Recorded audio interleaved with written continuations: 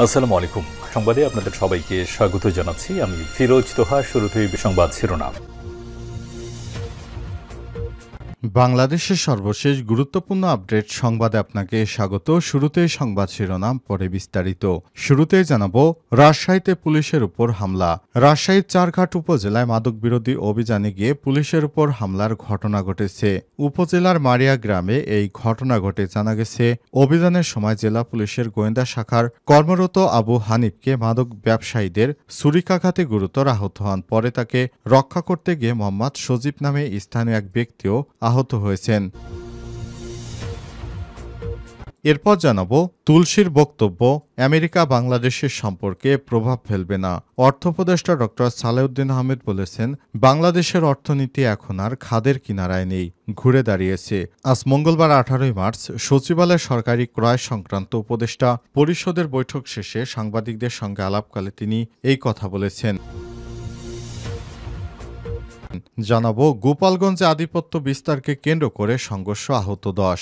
গোপালগঞ্জে আধিপত্য বিস্তারকে কেন্দ্র করে দুই ইউপি মেম্বারের সমর্থকদের মধ্যে ব্যাপক সংঘর্ষ হয়েছে। এতে উভয় পক্ষের অন্তত 10 জন গুরুতর আহত হয়েছে। তাদের মধ্যে 3 জনকে গোপালগঞ্জ 250 শয্যা বিশিষ্ট জেনারেল হাসপাতালে ভর্তি করা হয়।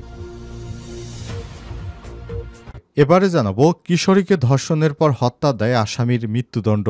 ঢাকার দোহারে থানাধীন সুতারপাড়া ইউনিয়নে 14 বছর বয়সী কিশোরীকে ধর্ষণের পর হত্যা দেয় জিয়াউর রহমান নামে এক ব্যক্তিকে মৃত্যুদণ্ড দিয়েছে আদালত। পাশাপাশি তাকে 2 লক্ষ টাকা জরিমানা করা হয়।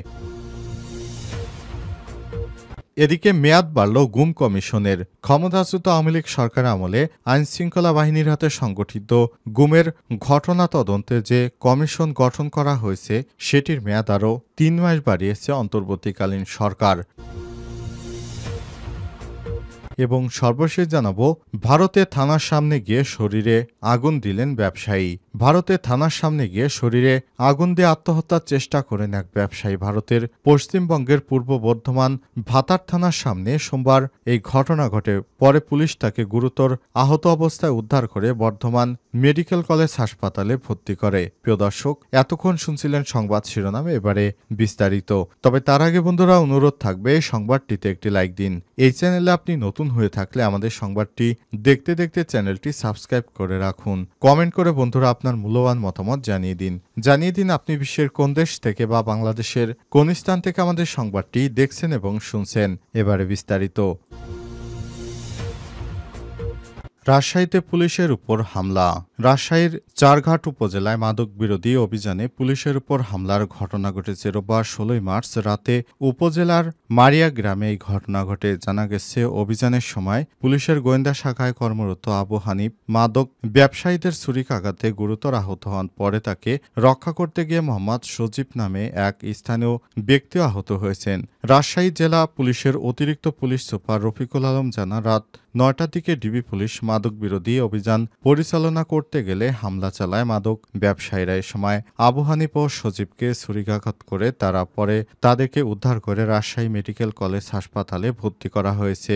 তাদের অবস্থা এখন শঙ্কামুক্ত। তিনি আরও জানান, এই ঘটনায় 4 মাদক ব্যবসায়ীকে গ্রেপ্তার করা হয়েছে। এই সময় তাদের কাছ থেকে 400 পিস ইয়াবা ট্যাবলেট উদ্ধার করা হয়। পরে তাদের বিরুদ্ধে থানায় মাদকদ্রব্য নিয়ন্ত্রণ আইনে মামলা দায়ের করা হয়েছে এবং পুলিশের উপর হামলার ঘটনায় আলাদা মামলা প্রক্রিয়াধীন রয়েছে বলে জানা গেছে। তুলসীর বক্তব্য, আমেরিকা বাংলাদেশের সম্পর্কে প্রভাব ফেলবে না।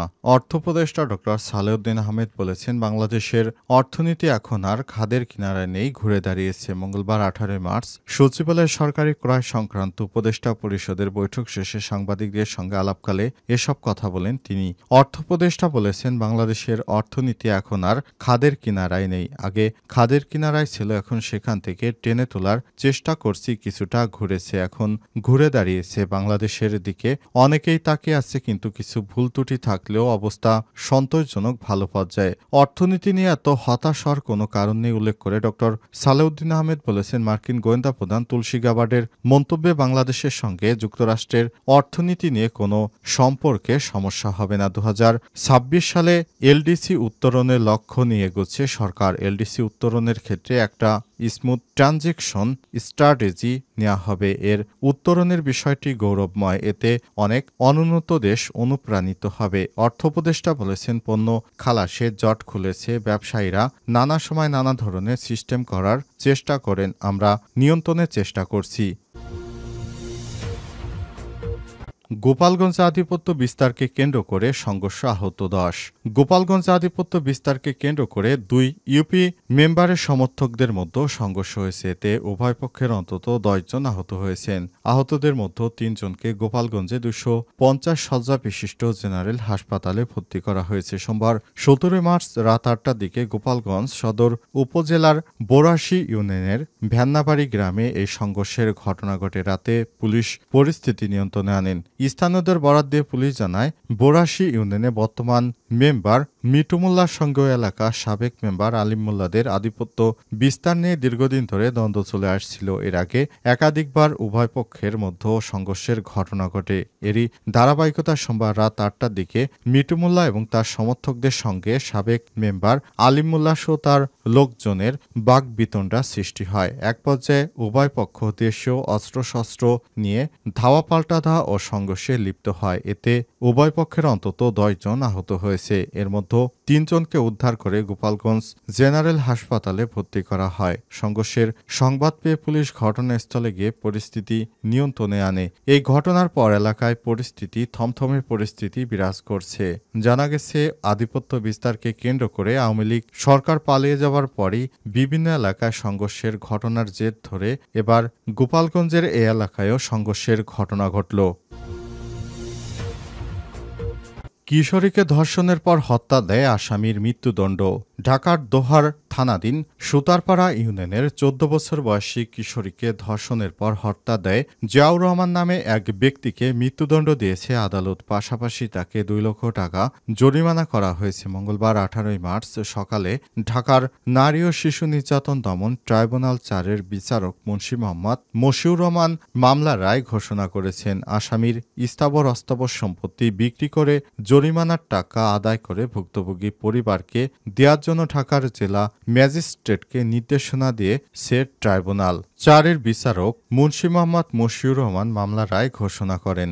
আসামির স্থাবর অস্থাবর সম্পত্তি ভুক্তভোগী পরিবারকে দিয়ে দিতে হবে। ঢাকার দোহারে কিশোরীকে ধর্ষণের পর হত্যা দেয় আসামি জিয়াউর রহমানের মৃত্যুদণ্ডের আদেশ দিয়েছে আদালত। পাশাপাশি তাকে 2 লক্ষ টাকা অর্থদণ্ড দেওয়া হয়েছে। আসামি পলাতক থাকায় তার বিরুদ্ধে সাজা পরোয়ানা সহ গ্রেপ্তারি পরোয়ানা জারির আদেশও দিয়েছে আদালত। মামলার অভিযোগ থেকে জানা গেছে, 2018 সালের 21 অক্টোবর সকাল 9টার দিকে ভুক্তভোগী কিশোরীর বাড়ির পাশে খেতে সবজি আনতে যায়। সবজি নিয়ে ফেরার পথে সকাল 9টা 45 আসামি জিয়াউর রহমান ভিকটিমকে জোরপূর্বক পার্শ্ববর্তী খেতে নিয়ে ধর্ষণের পর ধারালো চাকু দিয়ে গলা কেটে হত্যা করেন। এরপর সেখানে লাশ ফেলে পালিয়ে যায়। এই ঘটনায় ভিকটিমের বাবা দোহার থানায় মামলা দায়ের করেন। 2019 সালের 12 মার্চ মামলার তদন্ত কর্মকর্তা সংশ্লিষ্ট থানার উপপরিদর্শক সৈয়দ মেহেদী হাসান আসামিকে অভিযুক্ত করে চার্জশিট দাখিল করেন। এরপর আসামির বিরুদ্ধে চার্জ গঠন করে বিচার শুরুর আদেশ দেন আদালত। মামলার বিচার চলাকালে আদালত 18 জনের সাক্ষ্য গ্রহণ করেন।